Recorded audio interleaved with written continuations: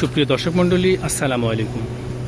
আমি এই মুহূর্তে আছি সাভার হেমায়েতপুর চামড়া শিল্পনগরীতে। তো এখানে একটা বিষয় আপনাদেরকে আসলে জানানোর জন্য আমার আসলে ভিডিওটি করা, সেটি হচ্ছে ওই চামড়াকে প্রক্রিয়া করে এই ট্যানারি শিল্পে দেখতে পাচ্ছেন এখানে বিশাল ট্যানারি, অনেকগুলো ট্যানারি। তো এখানে এই চামড়াগুলোকে প্রক্রিয়া করে এই চামড়াগুলো কখনো বিদেশে রপ্তানি করা হয়, আবার কখনো পাচার করা হয়। আমি আসলে মূলত যেটি দেখানোর জন্য বা যেটি বলার জন্য আপনাদেরকে এনেছি সেটি হচ্ছে এই চামড়ার যে বর্জ্য ব্যবস্থাপনা, এইগুলো কোথায় যায়।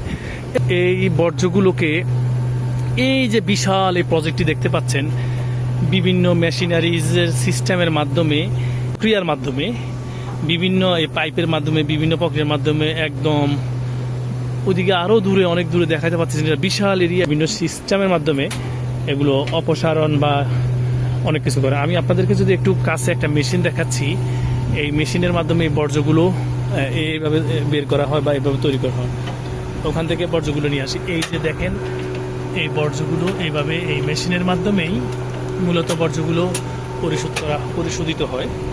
আমি আপনাদেরকে যদি আরেকটু ক্লোজে গিয়ে দেখাই, জাস্ট এই নিচে যা দেখতে পাচ্ছেন এগুলো হচ্ছে একদম ময়লা পানি, বর্জ্য। এই বর্জ্যগুলোকে এই মেশিনের মাধ্যমে, এই কাটা এগুলোর মাধ্যমেই এই বর্জ্যগুলোকে উপরে নিয়ে আসা পানি থেকে।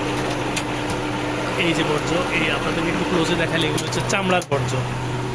তো এই মেশিনটা দিয়েই মূলত পানিগুলোকে, এখানে প্রচুর গন্ধ, এক কথা বলতে গেলে এত দুর্গন্ধ যেটা আপনাদেরকে বোঝানো যাবে না। তো এই প্রক্রিয়ার মাধ্যমেই মূলত এই চামড়ার বর্জ্য অপসারণ করা হয় এই প্রজেক্টের মাধ্যমে।